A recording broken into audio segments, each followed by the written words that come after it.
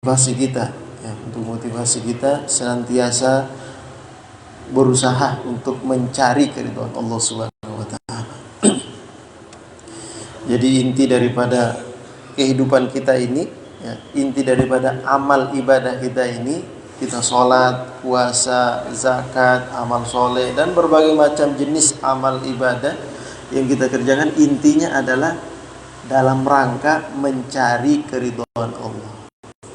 Ya.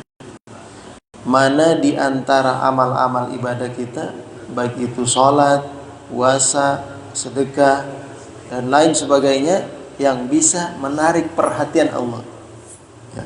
Ibaratnya kita ini lagi apa? Caper, cari perhatian sama Allah. Ya. Sebagaimana sebagian daripada ungkapan ulama, ya, bahwa kita ini masuk surga dengan rahmat dan ridhonya, kan begitu? Bukan dengan amal ibadah kita. Terus bagaimana dengan sholat kita? Terus untuk apa kita sholat? Untuk apa kita sedekah, zakat, sholat jamaah, dan lain sebagainya? Itu dalam rangka mencari keridhaan Allah. Karena kalau kita sholat, bagaimana bisa dapat ridho Allah? Orang sholat saja belum tentu dapat ridho Allah, apalagi nggak sholat, kan gitu?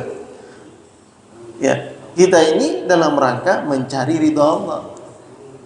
Apapun yang merupakan amal soleh yang Allah Subhanahu wa taala sukai, maka kita harus berada di sana karena kita dalam rangka apa? Mencari keridhaan Allah. Karena dengan ridhonya Allah lah, dengan ridho dan rahmatnya Allah, kita akan dimasukkan ke dalam surga. Ya. Jadi makanya kata Allah, kata Rasulullah SAW, sesungguhnya Allah merahasiakan 6 perkara pada 6 perkara. Di antara salah satunya adalah Allah merahasiakan ridhonya dalam ketaatan kepada Allah. Artinya kita tidak tahu mana di antara amal ibadah kita yang diridhoi Allah. Oleh sebab itu, jangan pernah bosan, jangan pernah putus asa dalam beramal soleh. Ya, selalu berharap mana di antara amal kita ini semoga diterima oleh Allah, mengundang keridhaan Allah. Itu orang di kantor, Pak. Orang di kantor, ya, ada di antara dari sekian banyak karyawan, ada yang lebih rajin. Ada yang lebih rajin, tepat waktu, disiplin. Kira-kira ini orang, bosnya senang gak sama orang ini kira-kira? Senang sama orang ini. Kenapa? Rajin, disiplin, tepat waktu. Ya. Tapi ternyata ada juga yang lebih rajin, lebih disiplin. Bahkan dia mengerjakan semua tugas-tugas di kantor itu walaupun bukan tugasnya, setelah dia menyelesaikan tugasnya. Wah, bos pasti lebih senang sama yang ini daripada yang ini, kan begitu? Ya, Allah seperti itu. Artinya, setelah kita selesai mengerjakan ibadah-ibadah wajib, kita tambah dengan ibadah-ibadah sunnah. Hadir di majelis salim, hadir di sini dan di situ, mengkaji ilmu, itu semakin mengundang keridhaan Allah. Ya, semakin mengundang keridhaan dan semakin membuka peluang untuk kita mendapatkan ridho dan rahmat dari Allah. Itu tujuannya. Ya. Ini sekedar mukaddimah. Kita masuk ke kajian kita. Hadis yang ke-17 ya. Al-hadisus sabi'a asyar. Qala al-muallif rahimahullahu taala al-hadisus sabi'a asyar an Abi Hurairah wa Abi Sa'id al-Khudri ma'an radhiyallahu taala anhuma qala Rasul sallallahu alaihi wasallam thalathatun yawmal qiyamati ala kasibin min miskin aswad la yahuluhum al-faza' wa la yanaluhum al-hisab hatta yafraghallahu ma bainan nas. Kata Rasul sallallahu alaihi wasallam, ini riwayat dari Abu Hurairah dan juga Abi Sa'id Al-Khudri, keduanya sahabat dan keduanya meriwayatkan hadis ini. Ya. Nah, beliau berkata bahwa Rasul sallallahu alaihi wasallam bersabda, ada 3 golongan, ya. Yang mana 3 golongan ini pada hari kiamat, ya, akan berada di atas kasibin min miskin aswad. Nanti dia akan naik ke atas bagian dataran tinggi dari tumpukan pasir, yang mana pasir tersebut terbuat dari miskun aswad. Miskun aswad itu kasturi, awan minyak wangi kasturi yang hitam, yang mana minyak kasturi yang hitam ini itu termasuk bagian daripada minyak wangi yang paling wangi. Ahsanil misik min anwa'il misik min anwa'i ahsanil misik. Di antara sekian banyak minyak wangi yang paling wangi, nah yang hitam ini itu yang paling wangi. Ibarat kata 20 meter udah kecium baunya. Nah, gitu. Ya. Nah, itu minyak kasturi itu belum dapat dari dulu itu. Asli itu. Iya. Ini hadiah dari Allah ini. Ya. Untuk siapa? Untuk 3 golongan ini. Mudahan kita masuk nih. Ya. Untuk 3 golongan. Sampai-sampai ya, la yahuluhumul faza', sampai nanti di yaumil qiyamah, pada hari setelah hari kebangkitan, mereka berada di padang mahsyar itu tidak mengalami kekhawatiran sedikit pun.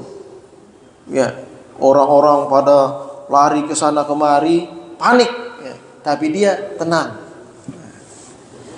Wala yanaduhumul hisab, dan dia bebas tidak diperiksa. Ya, dia tidak dihisab, bebas dia. Bayangin Pak, kita nggak bawa SIM, nggak bawa STNK, nggak pakai helm, di depan ada razia satu arah lagi, nggak bisa belok kemana-mana karena panik nggak kira-kira Pak? Wah panik, bacaan udah keluar semua udah tuh, ayat kursi lama semua bacain semua, ditilang ntar nih, ya gitu. Nah ini bukan tilang, ini hisab. Hisab itu ya lebih luar biasa dahsyatnya daripada tilang-tilang ada di sini di dunia. Ya, bayangin kalau tilang ya paling motor kita atau mobil kita yang ditilang. Ya, jadi kita bayar denda. Kalau ini semua perjalanan hidup kita mulai dari akil balik sampai kita wafat semua akan ditampilkan. Semua akan dihisab. Segala yang kita miliki semua akan dihisab. Ya. Nah, ini enak, enggak pakai dihisab. Lolos, Anda lewat, silahkan lewat. Enggak lewat ya. Enggak pakai dihisab. Ya. Nah, ini 3 golongan ini. Hatta yafrughallahu ma bainan nas, sampai Allah Subhanahu wa taala selesai menghisab semua manusia, dia tetap dalam kondisi aman, tentram, tidak dihisab. Ya. 3 golongan ini.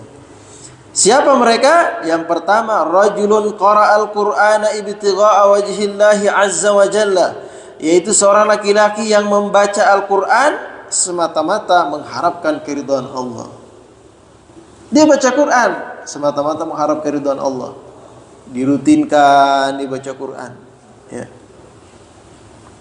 Baca Quran, ditadabburkan, kemudian dihayati mana-mananya, dan dia berupaya untuk mengamalkannya. Ini dia nih, ya. Ini dia orangnya. Keuntungannya tenang di saat orang-orang sedang panik, ya. Kemudian tidak dihisab. Seakan-akan apa? Dia udah tahu. Ya. Biasanya kan orang panik itu nggak tahu, tiba-tiba ada kejadian panik dia. Tapi kalau orang udah tahu, santai aja dia. Kayak gitu. Ya. Nah, dia baca Quran semata-mata mengharapkan keridhaan Allah Subhanahu wa taala. Wa amma bihi qauman wa hum bihi radud, dan dia mengimami. Ya, mengimami orang banyak dan orang-orang banyak senang sama dia. Ya, kan ada juga orang imam tapi orang-orang pada senang. Ini maksudnya dia mengimami dan orang-orang senang kepada dia. Nah, dia baca Quran, dia mengimami orang banyak, orang-orang senang kepadanya. Ini satu kriteria. Ya. Satu kriteria, satu golongan yang mana orang-orang tersebut mendapat 2 kemuliaan tadi. Ya. Yang kedua, warajulun adzina fi masjidin du'aan ilallahi ibtigha'a wajhillah, dan seorang laki-laki yang azan di masjid. Ya, enak nih muadzin nih. Dia azan di masjid, du'aan. Kenapa? Dalam rangka mengajak orang-orang kepada masjid, ke masjid untuk beribadah ke masjid semata-mata karena Allah Subhanahu wa taala. Bukan pamer suara, bukan pamer lagu baru, bukan. Ya.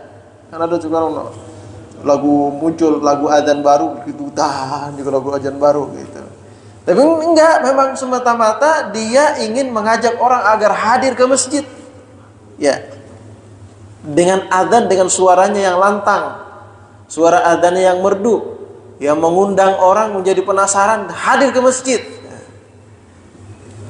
Nah, orang ini tergolong orang-orang yang kelak nanti di akhirat mendapatkan dua kemuliaan tadi. Ya. Wa rajulun mamlukun ubtuliya birrizqi fid dunya falam yushghilhu dzalika an talabil akhirah. Dan seorang hamba, ya, seorang hamba yang dan seorang seorang sayyid, seorang tuan. Di zaman aja seorang hamba juga, di riwayat lain ada seorang hamba, di riwayat lain ada seorang tuan, ya, yang mereka ini dibawa, yang tuan ini, ya, memiliki seorang atasan dan memiliki seorang bawahan. Nah, atasannya dan bawahannya tidak menghalangi dia untuk berzikir, berzikir dan mengerjakan amal-amal soleh. Artinya dia tidak terikat 100% oleh atasannya, dan dia tidak disibukkan oleh bawahannya untuk meninggalkan apa yang diperintahkan oleh Allah Subhanahu wa taala. Kan banyak orang gara-gara sibuk ngurusin orang, ngurusin karyawan, sholat gak keurus juga. Banyak itu gak, Pak? Ya. Ada juga orang, ya, sibuk ngurusin hartanya, akhirnya apa? Sholat gak keurus. Sholatnya, juga 5 menit lagi baru dia sholat. Ya. Kadang-kadang bukan kelewatan sholatnya. Nah, udah keburu azan, udah kita gabung sekalian. Nah, gabung lagi. Ya. Nah, orang ini, ya, seorang sayyid, seorang tuan yang Allah Subhanahu wa taala uji dia dengan rezeki. Nah, dia dikasih rezeki oleh Allah Subhanahu wa taala, banyak rezekinya. Tetapi falam yushghilhu dzalik. Rezeki yang Allah berikan kepadanya tidak menyibukkan dia untuk mengejar akhiratnya. Artinya justru dunia atau rezeki yang dia miliki menjadi wasilah baginya untuk meraih kebahagiaan akhirat. Ya. Gara-gara harta, gara-gara banyak bisnis, banyak usaha, banyak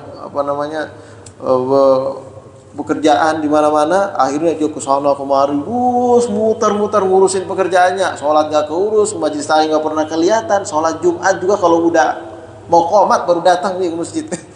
Bagaimana itu? Ya. Nah, ini 3 golongan tadi. Jadi yang pertama, orang yang suka baca Quran, ditadaburkan serta diamalkan, ya, dan dia membacanya karena Allah, mengharapkan keridhaan Allah, bukan membacanya karena terpaksa, bukan membaca karena pengen pamer-pamer suara atau apa. Yang penting itu baca karena Allah. Ya, dia pengen tadaburkan, pengen amalkan Al-Quran itu, dan dia mengimami orang banyak dan orang-orang senang kepadanya. Kemudian seorang laki-laki yang senang adzan di masjid, mengajak orang masuk ke masjid karena Allah. Ya. Dan seseorang yang Allah uji, siapapun itu Allah uji dengan rezeki yang banyak, tetapi rezeki yang dia miliki tidak menghalangi dirinya untuk mencari akhiratnya. Ini 3 golongan tadi, ya, yang akan diberikan Allah Subhanahu wa taala kemuliaan nanti di akhirat. Dia datang di akhirat tanpa dihisab. Ya. Ini salah satu riwayat, ya. Ini salah satu riwayat. Dalam riwayat lain dengan redaksi yang berbeda. 3 golongan, tapi redaksinya agak berbeda sedikit. Dia agak lebih umum. Ya. Ada yang umumnya, ada yang lebih khusus juga. Nah, dan diriwayatkan oleh Al-Imam At-Tabarani. Ya. Imam At-Tabarani, wa huwa min tariqi Bahr ibn Kaniz As-Saqqa, wa huwa dha'ifun, hadisnya dhaif. Ya. Bal matruk, sebagian mengatakan hadisnya ditinggalkan. Ya, tapi ini masih semakna dengan hadis yang pertama tadi. Ya, saya pernah baca dalam beberapa literatur hadis dhaif. Ya, hadis dhaif itu, Pak. Ini hadisnya kata para ulama ini hadisnya dhaif. Ini hadisnya bahkan ini hadisnya matruk. Matruk itu hadisnya ditinggalkan. Maksudnya enggak dipakai di hadisnya. Tapi karena saking banyaknya itu hadis, ya, dan tidak bertentangan dengan syariat agama, saking banyaknya, maka satu dengan yang lain bisa saling menguatkan. Hadis ini bisa saling menguatkan. Ya. Selama hadis itu pertama tidak bertentangan dengan pokok syariat, tidak bertentangan dengan Al-Quran dan sunnah yang sahih. Yang kedua, selama riwayat itu tidak bertentangan dengan akal manusia, kan hadis tidak akan bertentangan dengan akal manusia. Yang ketiga, ya, redaksi hadisnya itu, teksnya itu tidak lemah, susunannya itu tidak lemah, tidak ada indikasi-indikasi bahwa ini bukan bagian daripada fasahatul kalam. Ya, fasahatul kalam itu artinya ini teksnya ini bagus, sempurna, penyusunannya itu sempurna. Karena ada orang menyusun teks kayak orang nggak tahu grammar, kalau dia nyusun teksnya salah-salah grammarnya. Nggak mungkin. Rasulullah itu afsahu man nataqa bid-dhad. Rasulullah itu orang yang paling fasih dalam berbahasa Arab. Nah, kalau redaksinya saya sudah salah, berarti itu bisa ditebak. Ini kayaknya bukan ucapan Rasulullah. Kok bisa begini redaksinya? Kan gitu. Ya. Nah, itu yang kedua. Kemudian yang terakhir, kalau riwayat itu, ya, walaupun lemah, kalau banyak, ya, banyak dan satu dengan yang lain saling menguatkan, maka ini bisa naik derajatnya. Yang tadi disebut sebagai hadis matruk bisa naik menjadi hadis dhaif. Ya. Kalau riwayatnya hadis dhaif banyak, ya, bisa naik menjadi hadis apa? Hadis hasan. Kalau banyak dengan kriteria tadi, ya, tidak bertentangan dengan Al-Quran, tidak bertentangan dengan sunnah yang sahih, tidak bertentangan dengan yang satu hadis satu dengan yang lainnya tidak saling bertentangan, maka hadis ini bisa saling menguatkan. Nah, redaksi yang lain daripada Imam At-Tabarani, An Ibni Umar bilafzi salasatun ala kusbanil miski yaumal qiyamah la yahuluhumul faza wa la yafza'uhum hina yafza'un nas. Nah, ada 3 macam orang, kelompok yang dia ini pada hari kiamat nanti tidak akan mengalami huru-hara yang luar biasa. Maksudnya dia tidak panik, ya. Wala yafza'u hina yafza'un nas, tidak berdesak-desakan, tidak bersusah payah ketika orang-orang sedang bersusah payah pada saat itu. Siapa mereka? Rajulun ta'allamal Qur'ana faqama bihi yatlubu wajhallahi ta'ala wa ma indah. Seorang yang belajar Quran. Kalau tadi kan baca nih. Nah, kalau ini rajulun ta'allamal Qur'an, dia belajar Quran. Ya. Belajar itu namanya belajar, urusan pinter atau enggak pinter itu urusan kedua. Yang penting belajar, kan gitu. Ya. Yang penting belajar, dan dia belajar karena Allah. Yatlubu wajh Allah. Dia berangkat faqama, dia berangkat ke sana kemari di tempat-tempat di mana diajarkan Al-Qur'an, dia berangkat ke sana untuk mempelajari Al-Qur'an semata-mata mengharapkan keridhaan Allah. Ya. Cuma benar-benar pengen baca Quran aja, pengen belajar Quran aja, bukan karena kagak enak sama Pak Kiai misalnya. Oh, gak enak tuh Pak Kiai ditanyain mulu kenapa kagak ada di masjid gitu kan. Gak ada di situ, gak ada perasaan begitu dia. Dia memang pengen belajar Quran. Datang dia ke masjid belajar Quran gitu. Ya. Nah, orang yang seperti ini adalah orang yang akan nanti di hari kiamat yang akan diberikan kemudahan. Ya. 2 hal yang mulia tadi. Yang pertama, ya. Wa rajulun nada fi kulli yaumin wa laila 5 shalawatin yatlubu wajhallahi wa ma indah. Dan orang yang mengajak orang untuk berangkat salat ke masjid, salat 5 waktu. Wah, ini muadzin. Ya. Nanti di redaksinya Imam At-Tirmidzi, ya, kalau dalam riwayatnya Imam At-Tirmidzi, ya, bukan nada munadin, bukan, ya, tetapi yad'un nas, mengajak orang. Yad'u ini beda dengan adzina. Kalau adzin itu muadzin. Kalau yad'u bisa dimaknai mengajak. Artinya kita yang tidak muadzin, tidak adzan, kita lewat misalnya dari rumah nih, lewat. Ada orang lagi nongkrong depan rumah, kita ajak dia, yuk sholat tuh masjid.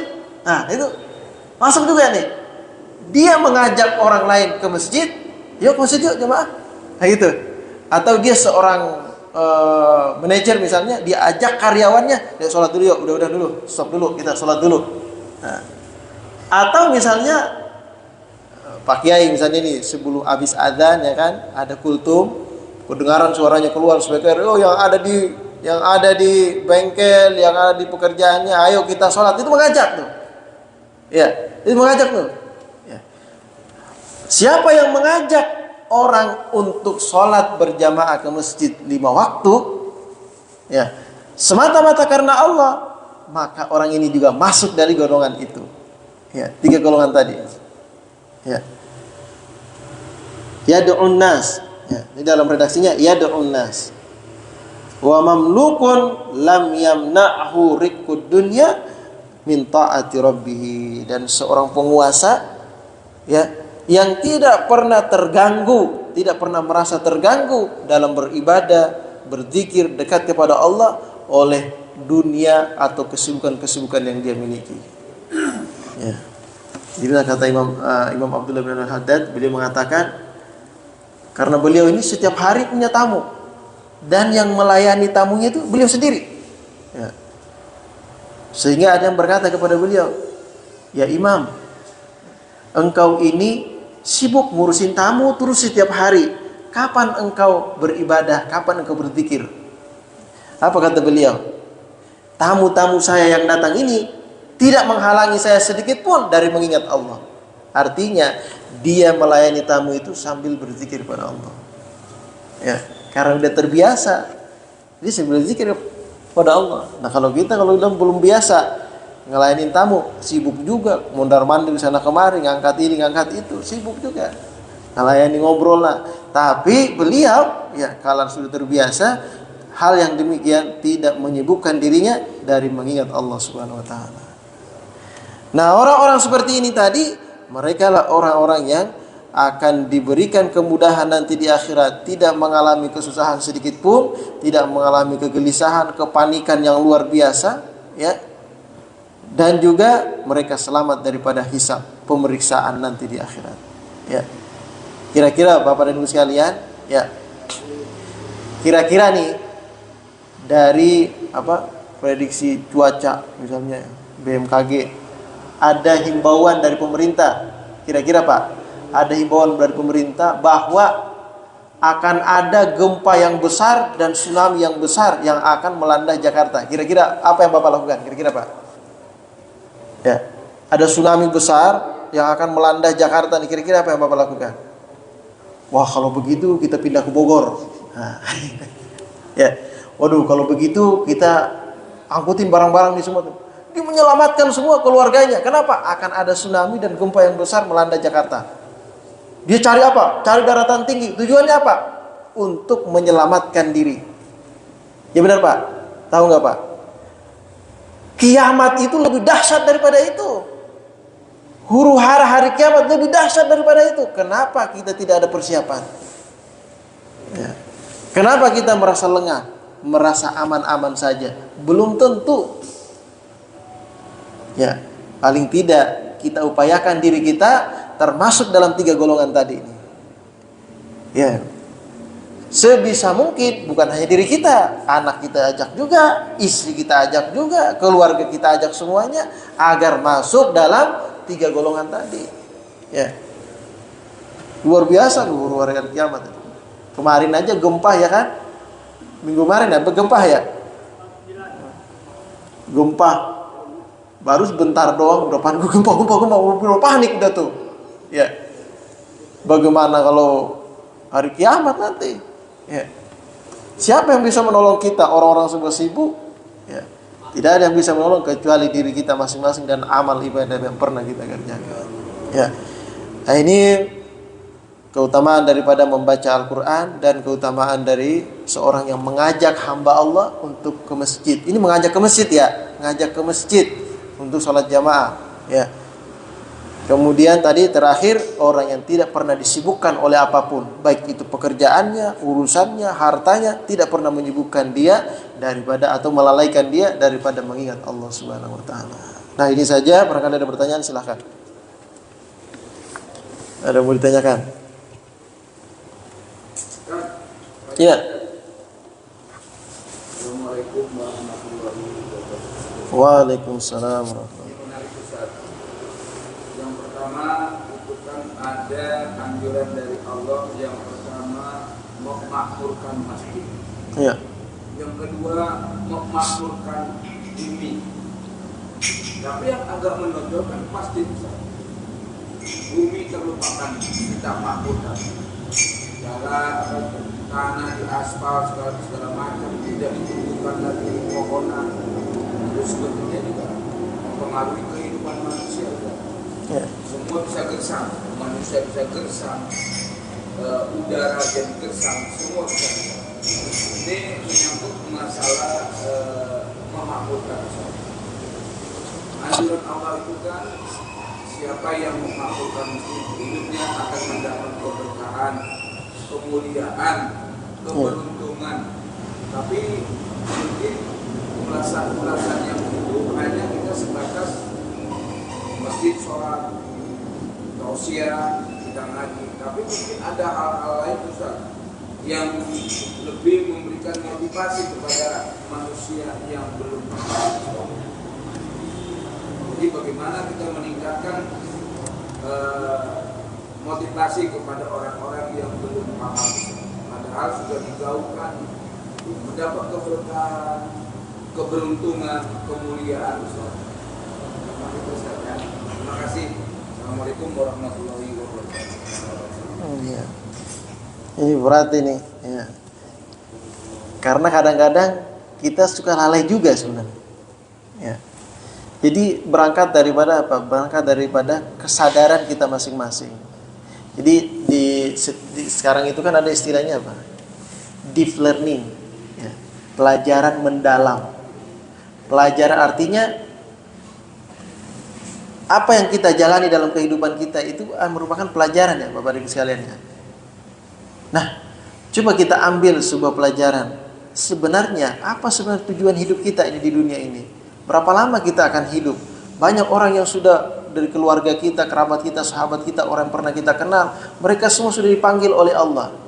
Apa kita pernah merenungkan dengan mendalam ya, bagaimana nasib kita ke depannya?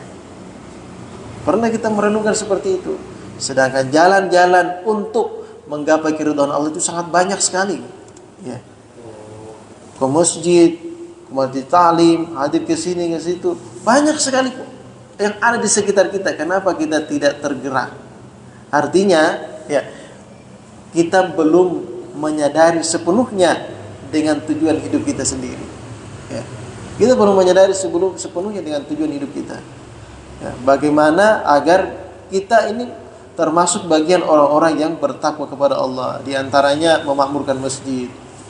Memakmurkan itu tidak harus berkecimpung di masjid. Ya. Memakmurkan masjid itu di antaranya dengan kita hadir ke masjid dalam kegiatan-kegiatan apapun itu, ketika ada kesempatan atau mengupayakan hadir berjamaah di masjid, mengajak orang-orang ke masjid, itu bagian daripada memakmurkan masjid. Apalagi kalau orang yang sudah di masjid, ya, bagian DKM yang memang bertugas, dia selalu berupaya bagaimana caranya masjid ini bisa makmur, ramai, banyak yang sholat di sini, ya.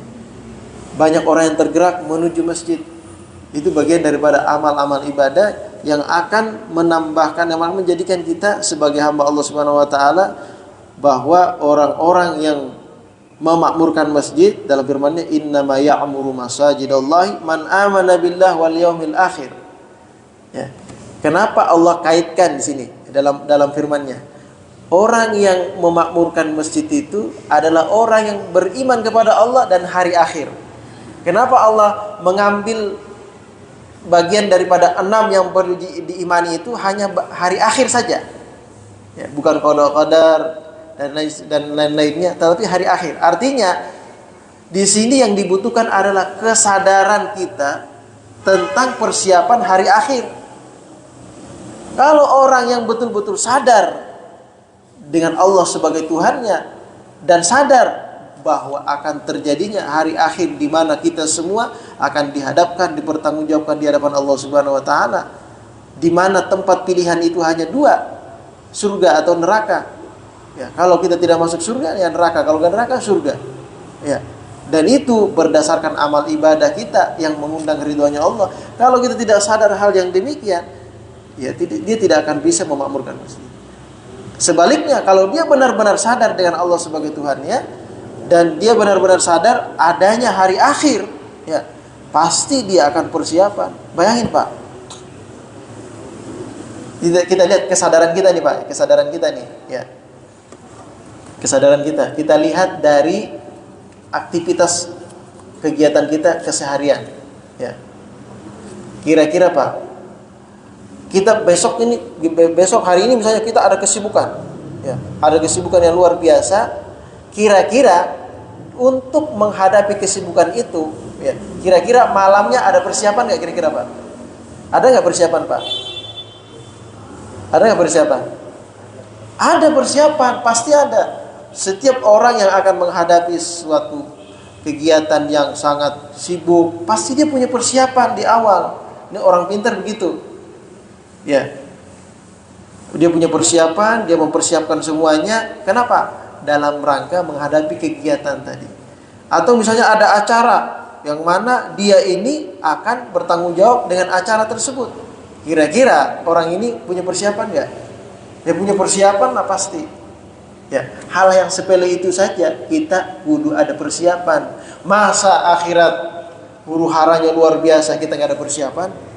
Kan gitu pertanyaannya, logikanya gitu.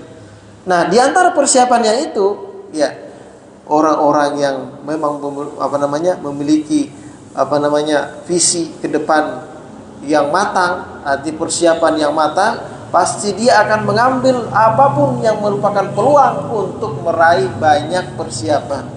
Nah, di antara persiapan yang banyak itu adalah sholat berjamaah di masjid atau memakmurkan masjid.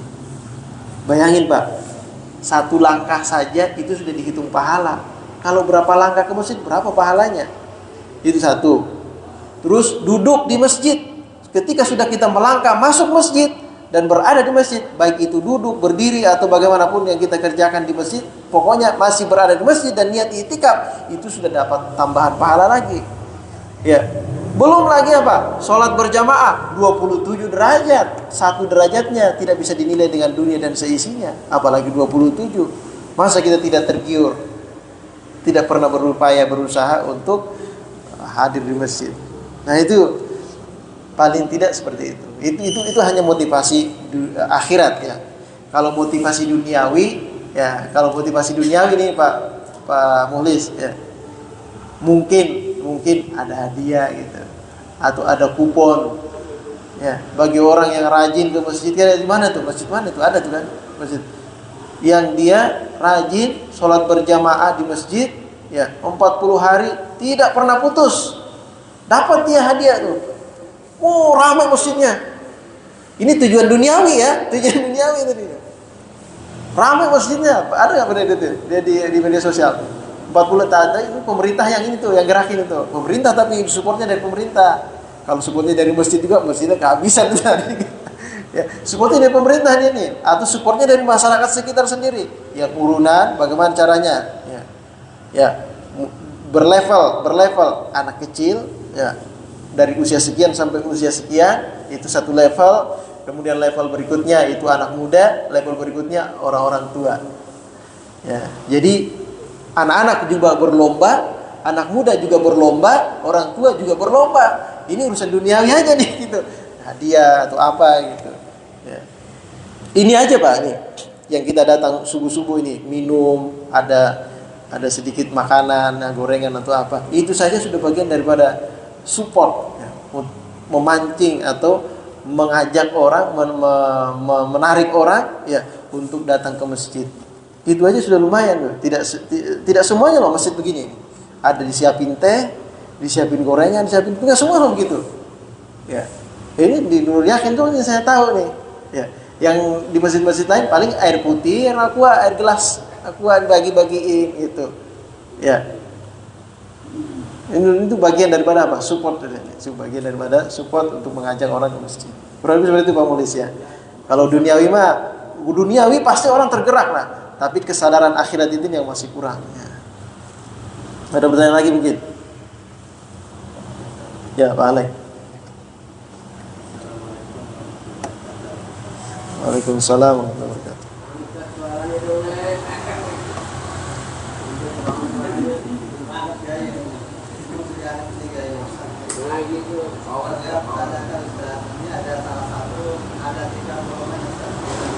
Iya.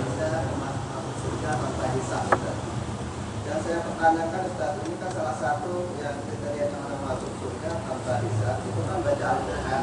Iya. Ikhlas lillahi ta'ala dengan cinta ibadah Allah. Bagaimana dengan baca Al-Quran? Apa itu mendapat ridho Allah atau dapat hisab dari Allah atau masuk surga? Cuma baca-baca mulu. Artinya nggak paham, kemudian juga nggak dipahami apa semacam itu bisa salah satu masuk dari golongan atau kategori orang yang dihisab atau langsung masuk surga. Orangnya cuma baca-baca doang, tapi niatnya lillahi ta'ala. Cuma kategorinya artinya juga nggak paham. Ya. Maka itu termasuk salah satu yang dihisab oleh Allah, Ustaz. Terus yang kedua, Ustaz, ini mungkin di luar konteks, Ustaz. Saya pribadi kan salah satu aku di olahraga, Ustaz. Salah satunya saya pemain bulu tangkis dua, bukan hobi-hobi aja, Ustaz. Kebetulan kalau ke 17-an ini kan ada lapangan yang namanya di daerah misalnya. Ya. Biasanya sih kalau kita main-main itu kan mainnya aja, Ustaz. Biasa wasit itu kan dikasih semacam kayak pokali, minuman gitu, Ustaz. Itu kalau dengan begitu, Ustaz, apa boleh kita kasih buat wasit itu kasih minuman? Apa itu halal, Ustaz? Yang ngasih atau yang bayar itu buat wasit itu yang kalah main. Misalnya kita kan ada dua pasangan, yang kalah itu ngasih apa pokali buat wasit lah, kita buat buat bantu supaya yang halal biar semangat gitu, Ustaz. Apa boleh? Atau halal? Artinya denda. Jadi seakan-akan jadi karena dia kalah dia harus traktir wasit itu. Ya.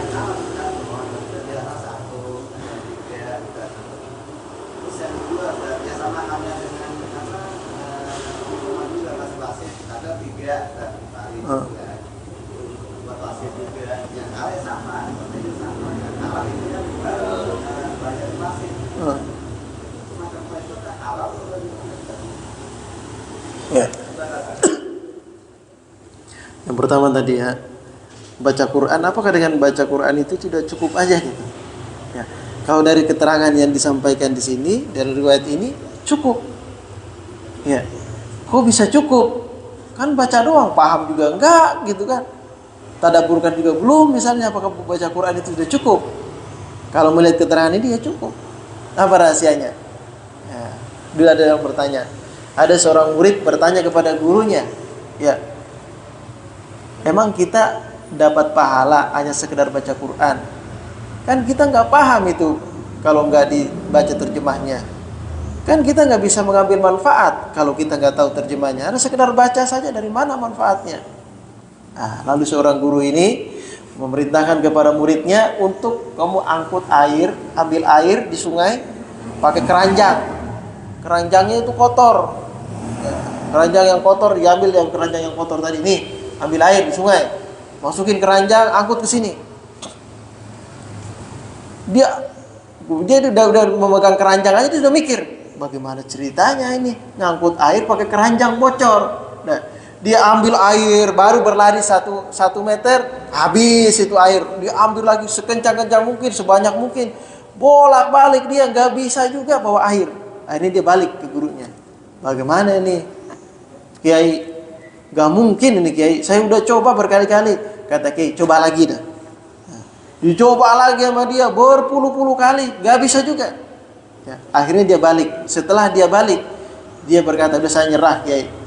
Gak mungkin, ini mustahil saya bisa ngangkut air pakai keranjang dipindah ke sini. Gak mungkin. Apa kata beliau? Benar, tidak mungkin. Tetapi ada enggak sesuatu yang berubah? Ada enggak manfaat yang kau dapatkan? Coba lihat keranjang itu, kata gurunya. Coba lihat keranjang itu. Keranjang itu bersih enggak? Bersih enggak keranjang itu? Kata dia, "Yo, bersih. Dari tadi diisiin air mulu, ya kan? Jadi bersih keranjang itu. Walaupun tidak bisa digunakan untuk mengaku, tapi keranjang itu jadi bersih." Apa kata kiai? Inilah tujuan daripada membaca Quran itu. Membersihkan jiwa kita, hati kita, sehingga ketika kita ajak untuk kebaikan, masuk.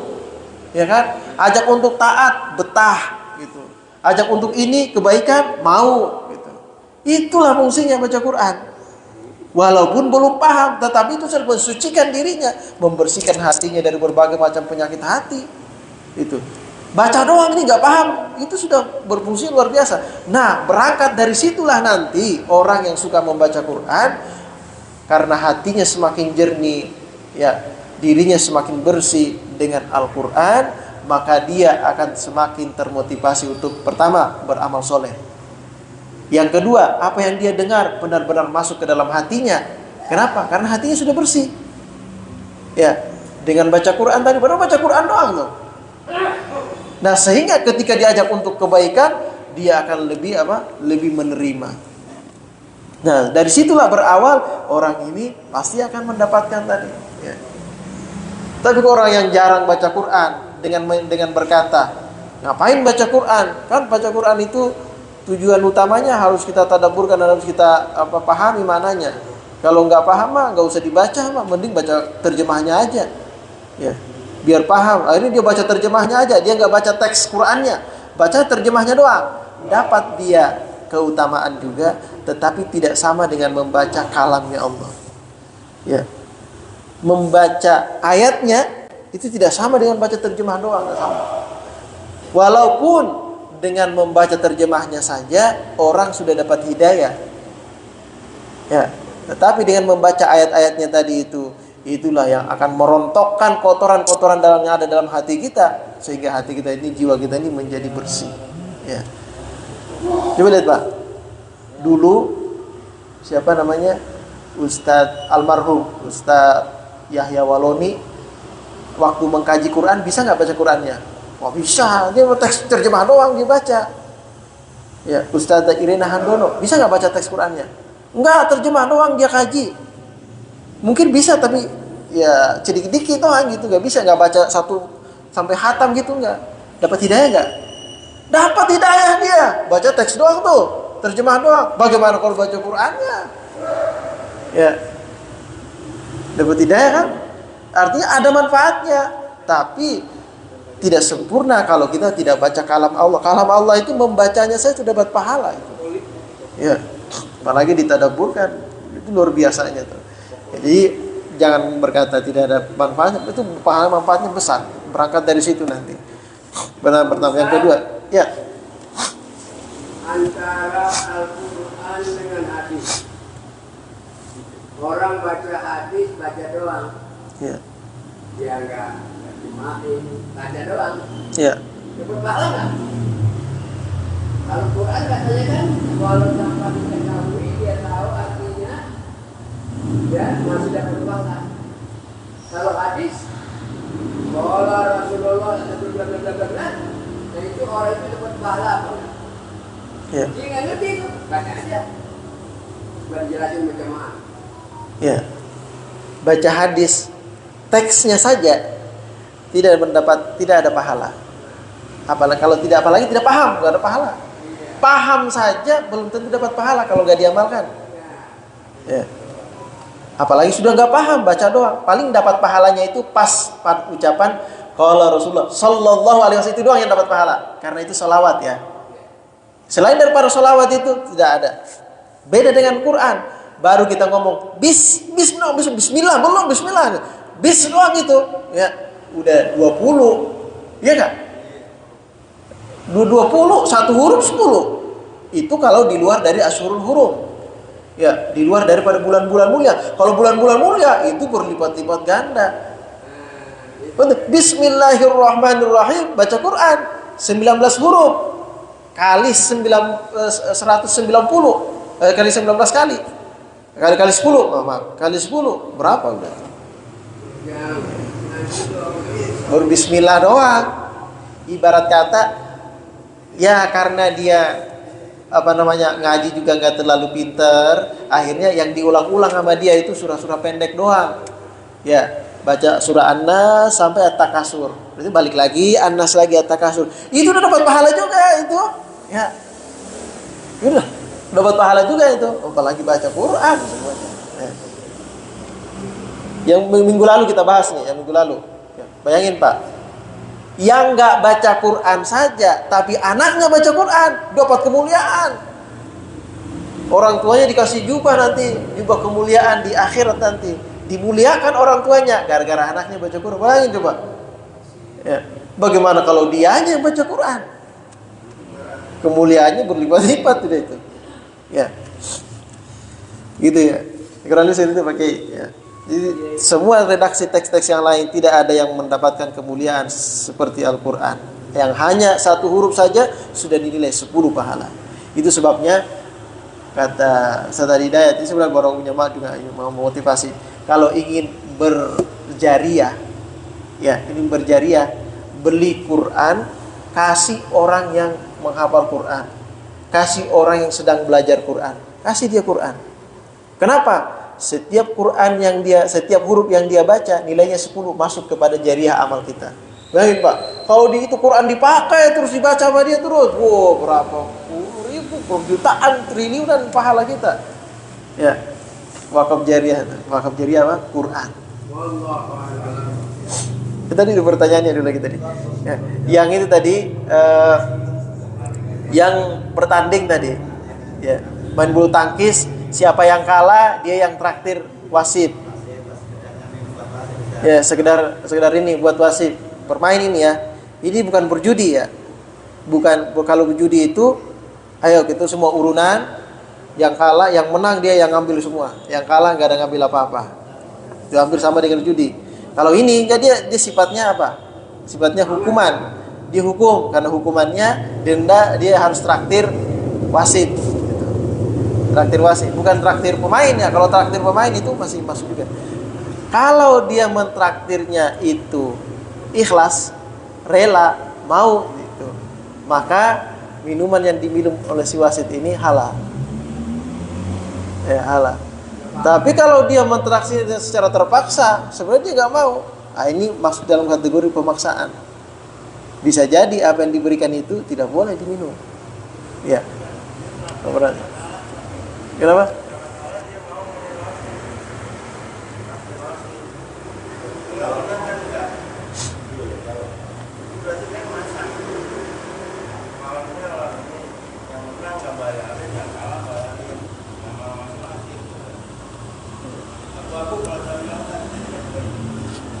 Nah itu jadi ya kalau itu masuk bagian dari itu secara ini ya masih bagian daripada judi ya, masih seakan-akan terlihat sebagai judi, masih abu-abu, subhat. Minimal itu jatuhnya airnya subhat. Subhat itu artinya gak jelas. Ya. Tapi biasanya sih kalau teman dengan teman, ayo kita menang, ya biasanya nanti ada paksaan, karena itu semangat aja gitu ya. Nah itu rasanya saya mana yang terlalu pikirinnya.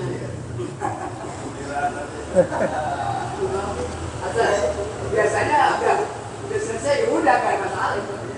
Lain lagi. Semangat aja. Semangat dong bang. Ya pokoknya yang kalah beli minuman aja. Kalau semacam kayak gitu ada minuman juga juga mainnya sudah biasanya. Ya. Nggak semangat, jadi semangat dengan aja minuman gitu. Biasanya kalau judi kan udah direncanain. Nah, mulai judi kalau kita buat begini ada perencanaan. Ya, kalau biasanya begini biasanya sih. Kalau udah layo lawan gua tuh buat minuman. Kalau enggak gua kayak ya udah, siap. Bisa lagi. Misalnya coba kita cari lagi yang fatwa atau kompilasi hukum terbaru terkait dengan hal itu, biar kita lebih jelas. Kalau itu masih abu-abu sebenarnya, ya. Masih dalam kategori syubhat. Kecuali yang biasanya urunan-urunan itu dalam rangka administrasi saja, daftar sebagai pemain pelomba, yang mana itu akan dikelola oleh panitia untuk hadiah, untuk wasitnya, untuk perbaikan pemeliharaan dan sebagainya, itu jadi masalah. Tapi kalau memang dalam rangka memang itu sudah secara langsung denda dan sebagainya, itu bisa masih tidak syubhat ya. Itu sementara, nanti kita coba dulu ya, lihat hukumnya seperti apa yang jelas ya. Baik, cukup kira-kira ya Pak. Mudah-mudahan apa yang kita kaji pada pagi hari ini kita baca bisa bermanfaat, menjadi motivasi kita untuk senantiasa terdorong untuk mau lebih intensif lagi, lebih rutin lagi untuk membaca Al-Quran, selalu mengajak orang untuk ke masjid, baik itu dengan azan ataupun dengan ajakan di luar itu dengan ucapan kita, dan berupaya bagaimana agar kesibukan kita, keseharian kita, berbagai macam aktivitas dan kesibukan tidak menghalangi kita untuk senantiasa berzikir kepada Allah Subhanahu wa taala. Al-hadini wa kullinatin salih wa ila hadratin Nabi. Al-Fatihah.